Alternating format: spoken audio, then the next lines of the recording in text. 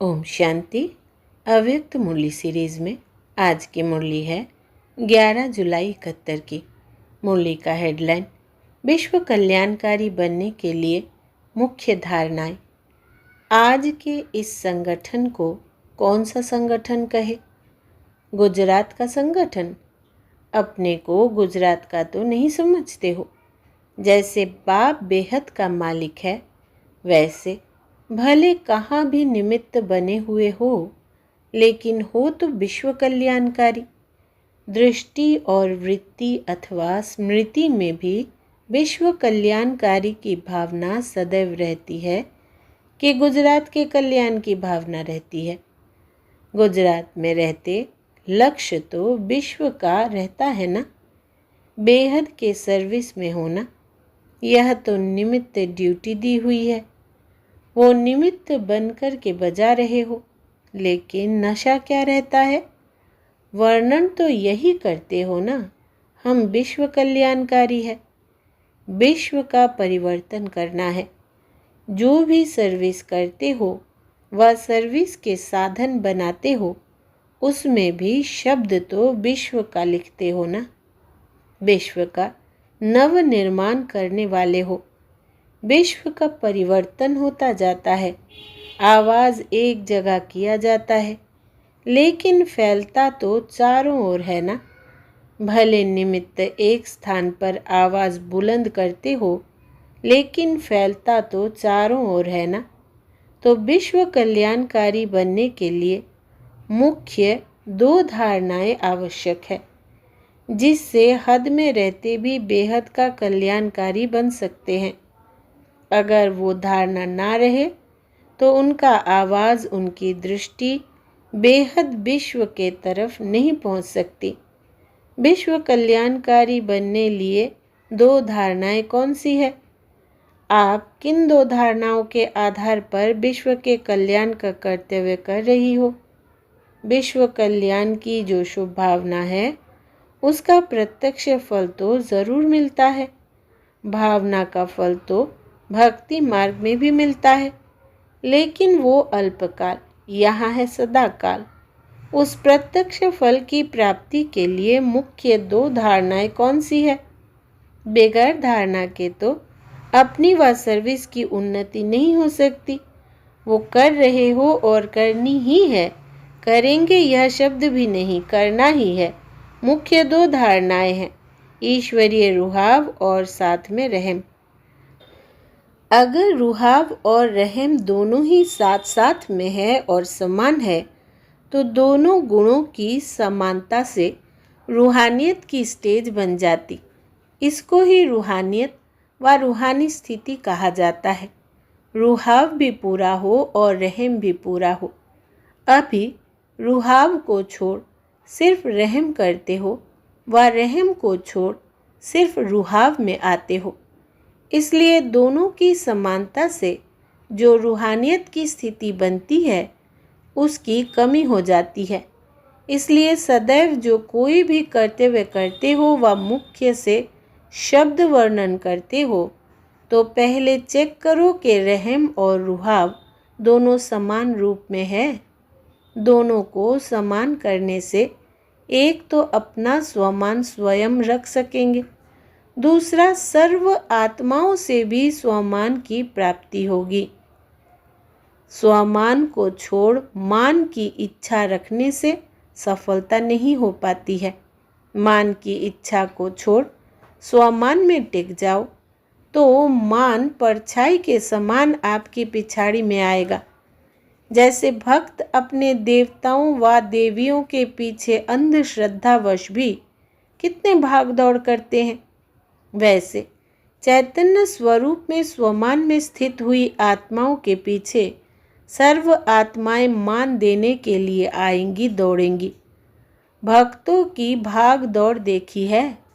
आप लोगों के यादगार जड़ चित्र है, उसमें भी चित्रकार मुख्य यही धारणा भरते हैं। एक तरफ शक्तियों का रुहाव भी फुल फोर्स में दिखाते हैं और साथ साथ रहम का भी दिखाते हैं। एक ही चित्र में दोनों ही भाव प्रकट करते हैं ना। यह क्यों बना है? क्योंकि प्रैक्टिकल में आप रुहाव और रहमदिल मूर्त बने हो, तो जड़ चित्रों में भी यही मुख्य धारणाएं दिखाते हैं। तो आप लोग अभी जब सर्विस पर हो, तो सर्विस के प्रत्यक्ष फल का आधार इन दो मुख्य धारणाओं के ऊपर है। रहमदिल ज़रूर बनना है, लेकिन किस आधार पर और कब, यह भी देखना है। रुहाव रखना ज़रूर है, लेकिन कैसे और किस तरीके से प्रत्यक्ष करना है, यह भी देखना है। रुहाव कोई वर्णन करने व दिखाने से दिखाई नहीं देता। रुहाव नैन चैन से स्वतः ही अपना साक्षात्कार कराता है।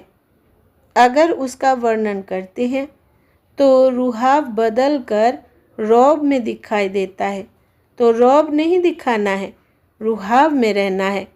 रौब को भी अहंकार व क्रोध की वंशावली कहेंगे, इसलिए रौब नहीं दिखाना है, लेकिन रुहाव में ज़रूर रहना है।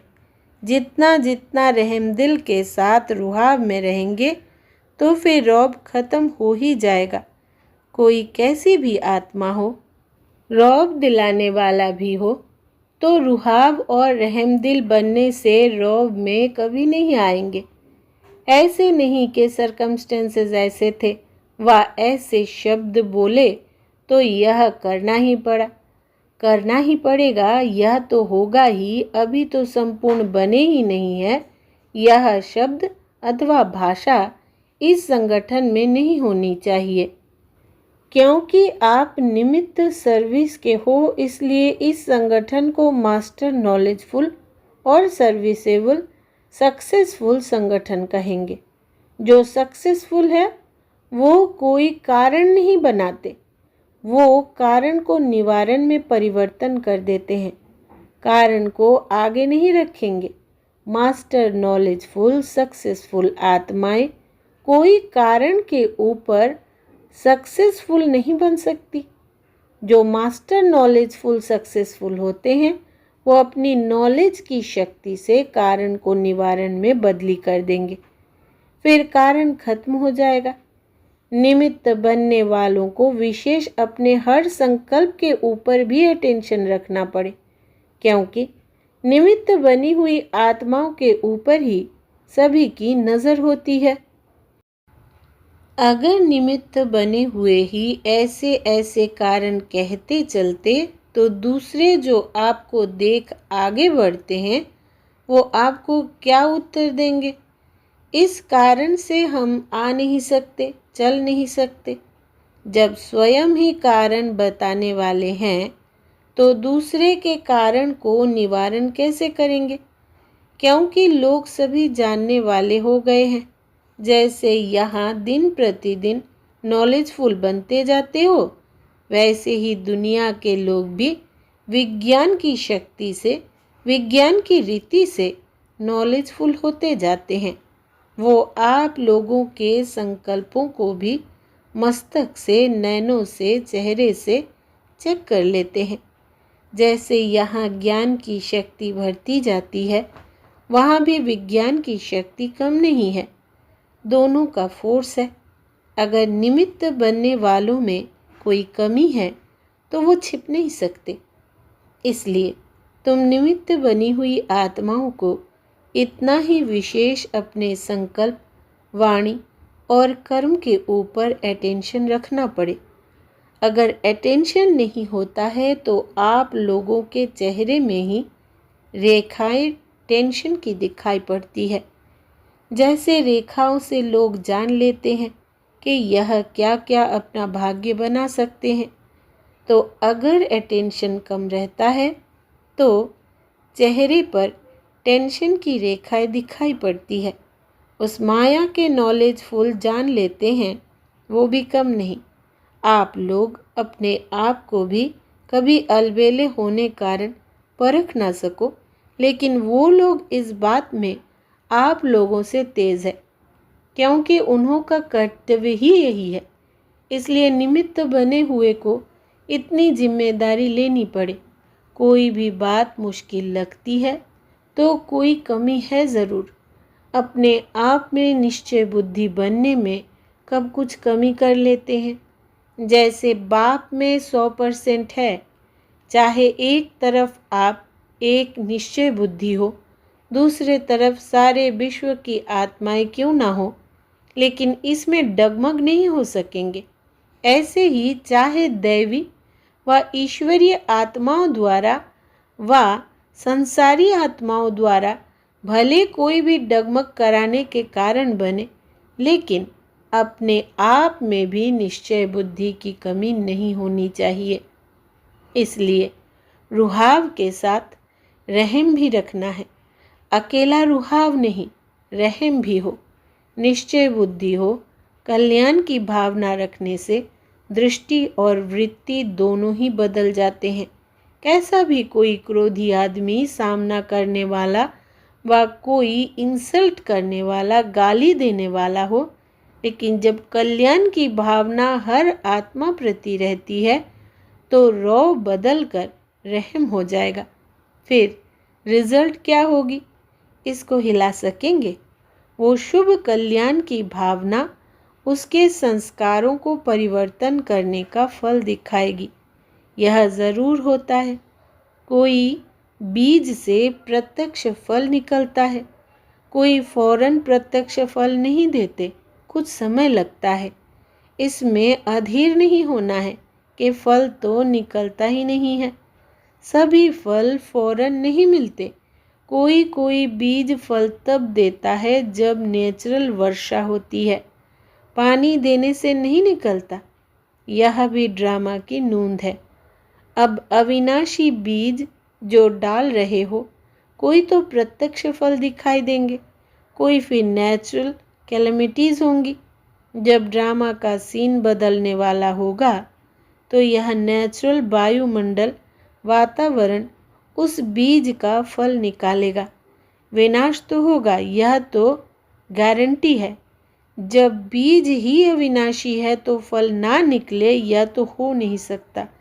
लेकिन कोई नज़दीक आते हैं, कोई पीछे आने वाले हैं, तो अभी आएंगे कैसे? वो फल भी पीछे देंगे। इसलिए कभी भी सर्विस करते यह नहीं देखना व यह नहीं सोचना कि जो किया वो कोई व्यर्थ गया। नंबरवार समय प्रमाण फल दिखाई देते जाएंगे। तो यह सक्सेसफुल ग्रुप है, नॉलेजफुल है, सर्विसेबल है, यह छाप है। अपने इस ट्रेडमार्क को सदैव देखते रहना। त्रिमूर्ति छाप लगी ना, और यही स्मृति में रख कर हर सर्विस के कदम को पद्मों की कमाई में परिवर्तन कर चलना है। यह चेक करो कि हर संकल्प से पद्मों की कमाई जमा की, हर वचन से, हर कर्म से, हर कदम से पद्मों की कमाई जमा की। नहीं तो यह कहावत किस लिए है, हर कदम में पदम है। पदम कमल पुष्प को भी कहते हैं ना। तो पदम समान बनकर चलने से हर संकल्प और हर कदम में पद्मों की कमाई कर सकेंगे। एक संकल्प भी बिना कमाई के नहीं होगा।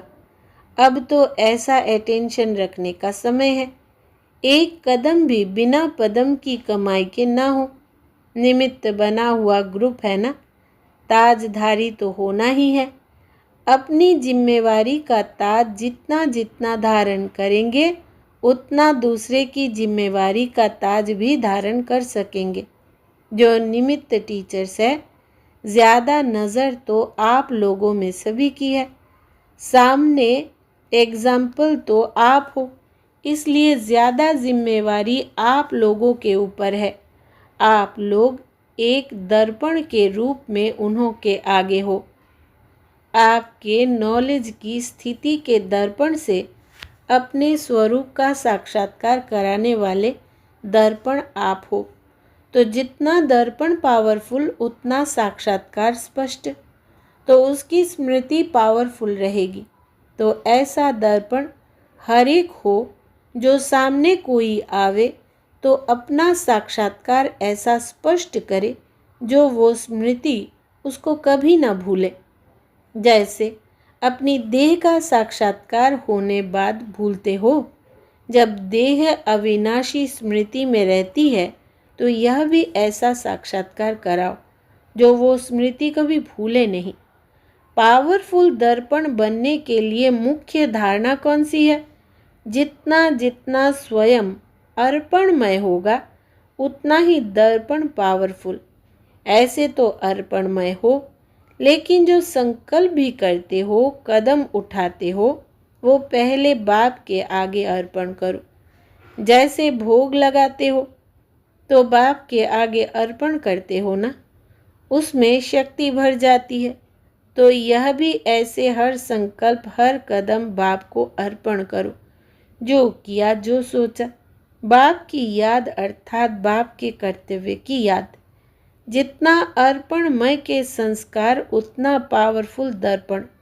हर संकल्प निमित्त बनकर करेंगे तो निमित्त बनना अर्थात अर्पण।